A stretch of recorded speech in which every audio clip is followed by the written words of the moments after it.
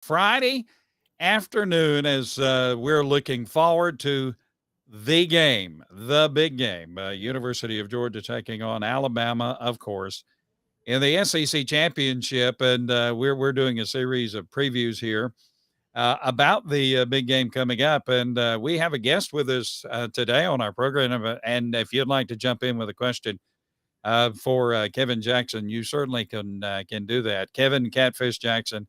He played at the University of Georgia from 1980 to 1983. Now, you know what that means. If he played from 1980 to 1983, he experienced the national championship that Georgia had back at the Sugar Bowl back in 1980. He was a part of that team, 3-year letterman at the University of Georgia, 2 SEC championships, as well as a national championship. Three. I'm sorry, I didn't mean to shortchange you there. 3 SEC championships. He earned the prestigious Coach Wally Butts Award for the player who pays the price, which is voted on by the coaches. Do they still hand that out? I'm not really sure. Yeah. It was a really good award back in the day. It's been a long time. Absolutely. He voted co-captain of the 1983 team. Worked under Coach Vince Dooley for 1984 as a graduate assistant. I'm reading your bio. And now, of course, you're a successful businessman. But you love the University of Georgia, as we all do. So you have a kind of a unique perspective. You were there in 1980. You were a part of that team. The excitement of that team. I remember that game very well. I remember where I was and, enjoyed winning that national championship. Now, Georgia is the 2-time defending national champions, which is for a lot of us, we're still having a hard time wrapping our head around the fact that Georgia is the 2-time national, champion, defending national champions. So now we're on the brink of this game, Georgia and Alabama. We kind of suspected this is where it was headed. So, Kevin, first of all, welcome to the program. And give us your perspective as we're on the brink of a huge game for both of these programs. Well, first of all, it's always great to see you and be here. And anytime you talk about Georgia and Georgia football, and from our perspective, back in the '80s, college football's changed as we knew it back then. It's much harder, and I'm going to give it to Kirby, his staff, these players. It's much harder to win a national championship now than when I played. We didn't have a playoff system. We were fortunate enough to be ranked. We won. We had tough games in the SEC championship games, and then we moved on from there. And of course, I played in 3 national championship games. We only won 1. We thought we were going to win a lot more back then. Penn State still hurts. I mean, it's been 40 something years, but you still think about it. But it's just unimaginable. What Kirby and the coaching staff, what the university athletic department, what all the alumni have done. They've stepped up, and we are where we are today. And I get really tired of fans criticizing coaches and people that never played and didn't do. I mean, Bobo caught a lot of flack this year, and not well deserved at all. Nothing's changed. I mean, Kirby, go with what got you there. His coaching staff, what he's done. I mean, it's just been amazing. I mean, no matter what happens, the way I look at it, we won 2 national championships in the hardest and the toughest time to win.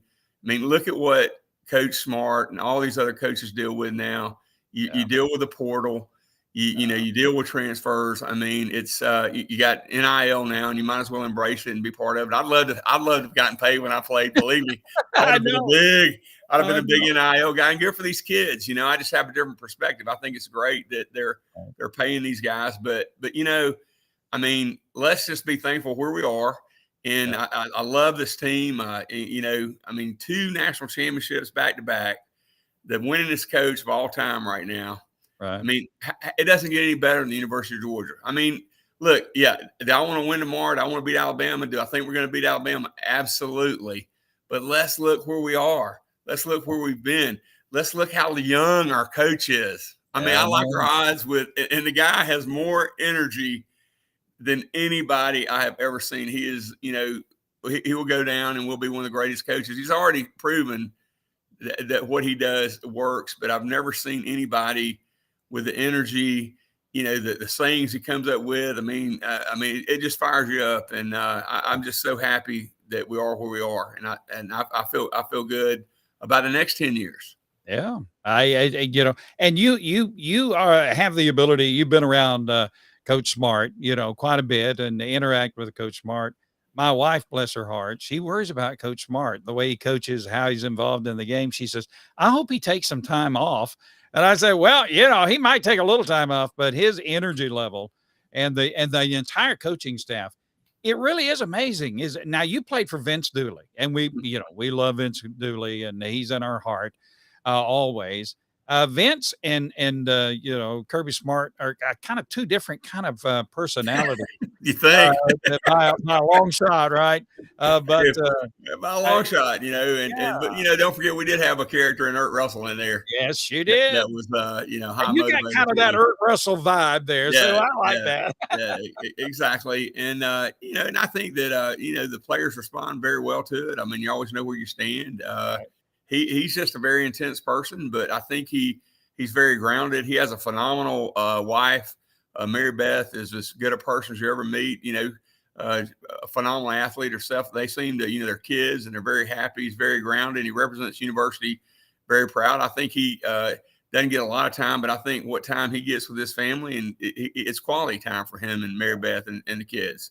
And his son Boogie, growing up on the sideline and being a Yeah. part of that team, it's just Wow. it's really good. But one thing I love about Kirby is Kirby's never changed. When I met Kirby, it was the first year it was rough. I met him back over when we were in Tuscaloosa, and he's the same Kirby. He's not he's grinding every day. He's constantly improving. He believes in continuous improvement, and he never settles. I mean, he wins one game, and he's right in recruiting. I mean, look at our recruiting class next year and what he's done.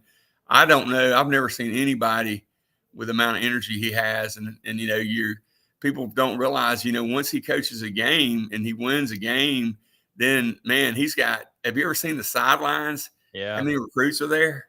Yeah, I know. And he's I got to meet all them all night, and the next day, and then the same time he's game planning as well. So it's just really kudos to what they're doing, and the accolades it's well deserved. It really is amazing. I saw, David Pollock. We love David, of course, University of Georgia, great Very good friend of mine, by the way. player. Yeah, Very David, close.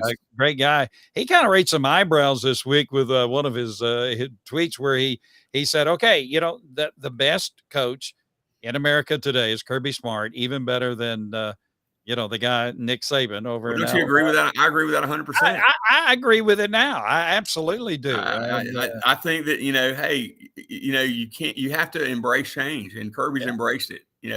He's accepted NIL. He's accepted. We'd love to have AD and those guys back and Bear, but they transferred and he yeah. moved on, and that's just part of the game. And I think that he accepted. If you look under in the day you're coaching in right now, who's the best coach out there? It's Kirby Smart.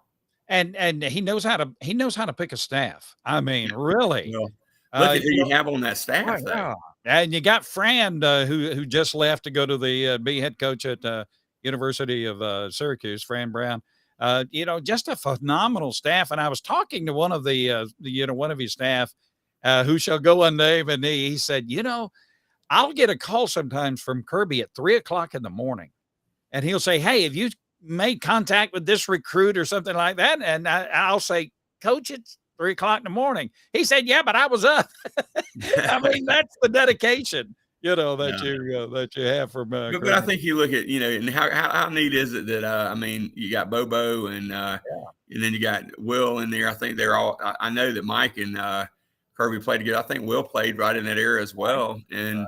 then you take Glenn Schumann, to me, who's a savant over there. Oh Glenn's man, father was a defensive genius. He's a genius. People don't realize yeah. How smart Glenn Schumann is. I met Glenn early on when he was here recruiting, and I mean, you take what I think people don't realize is defensively is that okay, most teams go in at halftime and they adjust. Right. We adjust in the middle of plays. It's Yeah, he has the book phenomenal. of adjustments, I heard, It's unbelievable. I mean, right in the middle of, the quarter or it's two whatever. or three plays, and and then they're adjusting. I mean, they call them over, and they're right in the middle of it. And look, they've been together. They're a great staff. They all work together, and I think that also is very important when you see all these coaching staffs that they don't have the continuity they have there. Right. And I'm just praying we don't lose any more from the coaching staff. I mean, I know the guys want to be You're going head to lose coach. more. You're going to Yeah. lose more. Somebody's going to come after Glenn Schumann hard one Oh, day. Look at absolutely. Dan. Look at the Absolutely. job Dan Lanning's done out at Oregon. I mean, it's going to happen. I mean, that's what they're coaching for. One day they want to be head coaches. They're not Sure. going to be there forever. All right. Sure. Now, Maybe, speaking of adjustments, and boy, now you get Georgia's 12-0, 8-0 in the SEC, all that winning streak stuff, 29 consecutive wins, and what, 38, regular season wins or something like that. Georgia 12-0, Alabama 11-1, and 8-0 in the SEC this year. I think this is the first SEC game in which you have both teams that are participating that are undefeated in the conference. This is going to be a slobber knocker tomorrow at 4:00 on CBS. From the consensus that I can see, Georgia's the favorite, and somebody compiled the different scores that the prognosticators were giving, and the projected score: Alabama 31, or Georgia 31 rather, Alabama 24. And my score is Georgia winning 24-21. I think it's just going to be, it's going to be there. But man, what a game this is going to be. And whoever wins obviously is in the college football playoffs. Me personally, I think whoever loses should be in the playoffs as well. If you're going to take the four best teams in the country, you got two of them playing tomorrow at Mercedes-Benz. What do you think about that? I agree 100%. I mean, SEC is a different animal. They just don't play like that. And then you look at, I mean, the games we've played these past several games. I mean, Missouri, Tennessee at Tennessee, Ole Miss, Kentucky. Yeah. It seems like this team gets up for the big games. I mean, they match up well from my perspective, from a talent perspective. I think the D-line's going to have to really play well on Saturday. They're going to have to play a lot better, and they're going to have to set the tone and win the line of scrimmage. Right. We're going to have some stops, but I do believe that nobody can stop us offensively. I mean, you look at, last week, man, everybody talks about Tech, and here's the thing, man, we have four guys, and Brock Bowers, who to me is a generational athlete. He's absolutely just unimaginable, his work ethic and the way he plays. I mean, and think of the dynamics when you put him in. It changes the coverages, and then you get Ladd in there and rah-rah. And then now our running back's healthy, our right tackle's healthy. So, we're probably going to come into this game. They're well rested. Hopefully, I know Ladd's a game time decision, but hopefully we've got them all in there. And I just don't think I don't think anybody can stop that offense. And Carson Beck, man, come on, man. He is on fire, and Bobo's on fire with his play calling. I mean, everything's peaking at the right time. So, I look for a heck of a good game, but I feel I'm like you. I think it's going to be, probably, 36-30.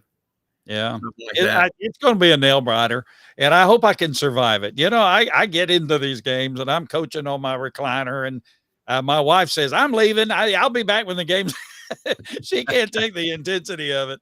She loves Georgia, but she can't take the intensity of it. Of course, I'm getting questions about, okay, is Brock Bowers going to play? And my answer is, yeah. I mean, certainly he's going to play. Brock said just that kind of a player. If he has to put duct tape on it, he's going to play in this game. Ladd McConkey, I think he's going to play as well. These guys want to play. Ra Thomas, of course, has been dinged up. I think he's going to play. Tate Ratledge, it may be a little up in the air with him, but for these guys, I mean, this is such a big game. If you're hurt, but if you're able to walk, I think they're going to do some lobbying to get into that game. And of course, you played college football. When you got dinged up, you still wanted to play, didn't you? Yeah, absolutely. I mean, this is, and there's a lot of guys going to go pro. There's some guys that aren't, but this is what you've played all your life for. That's why you've lifted all the weights. That's why your parents took you everywhere, the Friday nights, all the things. This is what, as an athlete, to play in a game like this is what it's all about. And now it's time to, I know they had a great week of practice, and I know how prepared they're going to be. So now they just got to go let it go tomorrow. Yeah, that's when it's fun, man. You out there in front of 85,000, and I played in 3 Sugar Bowls, and hell, there ain't nothing like it. That exhilaration of coming out on that field and and playing in a game like that, and that's what you prepared for, and that's what it's all about. Now it's time to have fun. Yeah, I didn't play college football. I played high school basketball. But, it's kinda funny, when you yeah, and we played, we played for a kind of a basketball, powerhouse, and, but you get out in front of the crowd and I felt the crowd for like 10 seconds, and then when the tip-off went, that was it, I was just playing the game. Is that the way it is with a football situation like this? You got 90,000 people in the stands. Do you feel it for a minute and then, "Okay, we're playing football." Is that how it works? It was that way for me. I think other players are different, but I was always running out on the field to start with before the game. The night before the game was always the toughest on me and my teammates. The Yeah. anxiousness, the not sleeping, the throwing up, everybody throwing up before the game. I mean, it was unbelievable. One guy, I mean, you're just so hyped up to finally get out there and play, and you work so hard to get there. And then, but teams that play tight don't play well. Right. And I think Kirby has a great ability to get his teams out there, and it seems like our defense plays a little tight Yeah. in that first Especially series. the first series. I know, I Let's know, and I know that drives Kirby crazy. I know it drives Glenn crazy, I and know. trying to figure it out. But man, they sure do play good after that first series. Yes, they do, and, Yeah, I made the same comment in, one of our podcasts about Kirby's, letting Tennessee score first, and he made that same comment, and I said, "Well, yeah, yeah, there we go." He says, "Okay, let's get it over with," and they scored yeah. on the first, play of the game. You mentioned Carson Beck. Entering into the season, there was, I think for a lot of Georgia fans, the unknown quality. I mean, how is Carson going to do? Man, why isn't he in the Heisman, trophy conversation more than he is? This dude has played as good a quarterback as anybody in the country, and the velocity that he is now Oh, putting on that ball unbelievable. and the precision. Carson is a great quarterback, isn't he? Well, and here's what I think. Tomorrow, I think all that playing in Tennessee, playing at Georgia, Florida, playing all those big games, going in Auburn, and playing over there. I mean, he's a gamer now. I mean, he's got experience. He's got an entire season under his belt, and I think that he puts the team on his back tomorrow. He's that kind of leader, and he brings us a big win. I Yeah, don't think the guy. I mean, he seems unflappable. His yeah. personality, his demeanor, his leadership on the team, the way he's taking on. And it seems like everybody's they're just gelling right now. But man, he can throw a rope. I mean, when I'm telling you, he can throw a rope. I mean, it's unbelievable. And, at the beginning of the season, we were unsure about Carson. Now at where we are now in the season, we don't want him to leave. We don't want him to go pro. Yeah, he has Yeah, really won over Dog Nation. yeah. But you look at man, you look who's backing him up though. I know, I I mean, know. when you go to practice and you watch Brock and Vandergrift and you watch him, I mean, there's so little. I mean, I don't know. I would hate to be the coaches that have to decide who starts. And you got Gunner sitting over there. Then you got I, two high recruits coming in. Coming in, I mean, Rayoli and Puglisi. so And well, let's just quickly touch on some of these other games. This what a weekend! Now tonight you got Washington and Oregon, and this is kind of a play-in game. It's anticipated for the college football playoffs.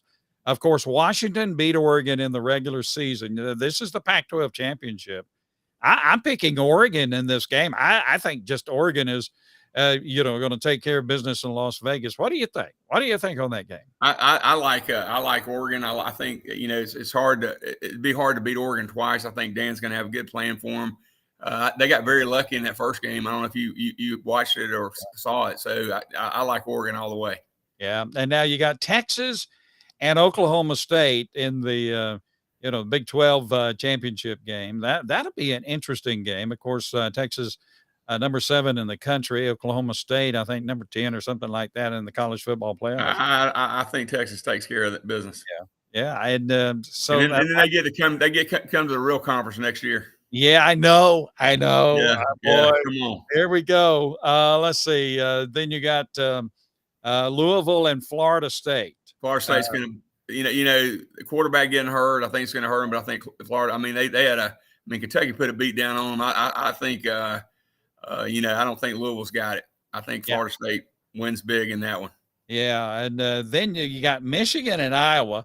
I love Iowa. I just got to tell you, I love Iowa. Their offense is so bad, but their defense is so good. But I don't think they have a shot against Michigan. What do you think? I don't either. I think Michigan's playing at a certain level. They look really good against Ohio State, and I think they'll the physicality they're going to bring with their O line, I don't think that they'll be able to play with it for sure. And I love those two guys in the stands that had the T-shirts that said punt for Iowa. They celebrated every punt because apparently Iowa punts more than anybody in the country. It was it was classic college football fun. And then, of course, tomorrow at 4:00, Georgia and Alabama. I think Georgia's going to win this game. I think they're the better team. You don't want Alabama to.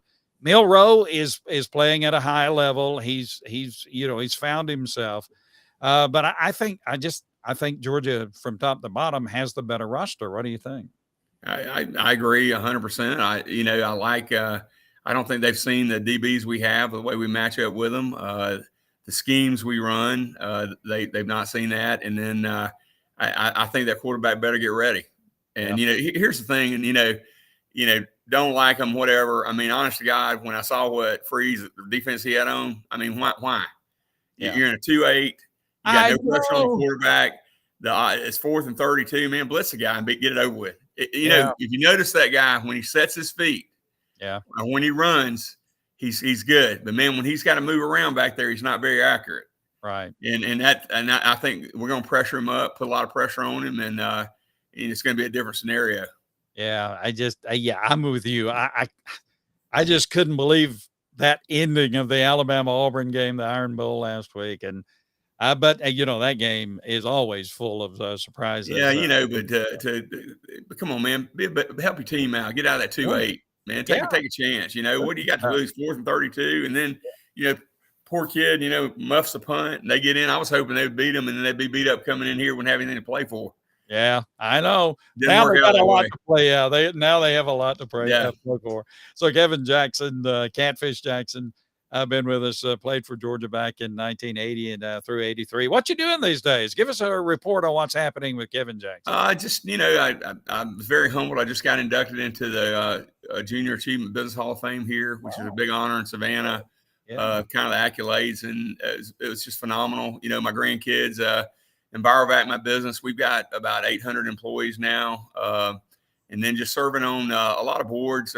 Very involved in Cure childhood cancer. I'm serving on that board, and just raising a lot of money for them and trying to find a cure for their Savannah Vo-Tech school here. I'm on the board there, and we're looking, and then economic development, of course, and then the DNR board, the state of Georgia.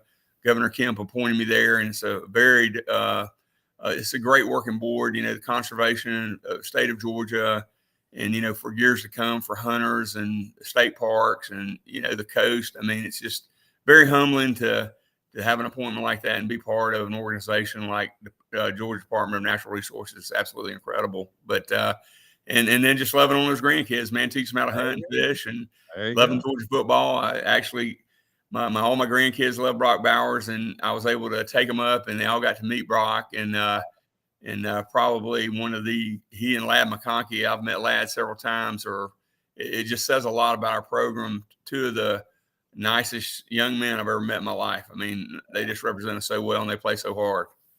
Well, you represent the University of Georgia very well as well, and we appreciate your friendship over the years and your help in so many different ways. And listen, I'm going to be right there with you now, and we need to bring this thing home. Let's do 3 in a row. If you can do 2, why can't you do 3 national championships? That's what I'm thinking, There's only 4 left. All right. Well, thank you, Kevin, for being with us, and we're going to get out of here. Appreciate it. Great seeing you. Love the show. And, man, prayers out to your son, and I hope he continues to get better. Take care. All right. Yeah, appreciate it. And go Dogs.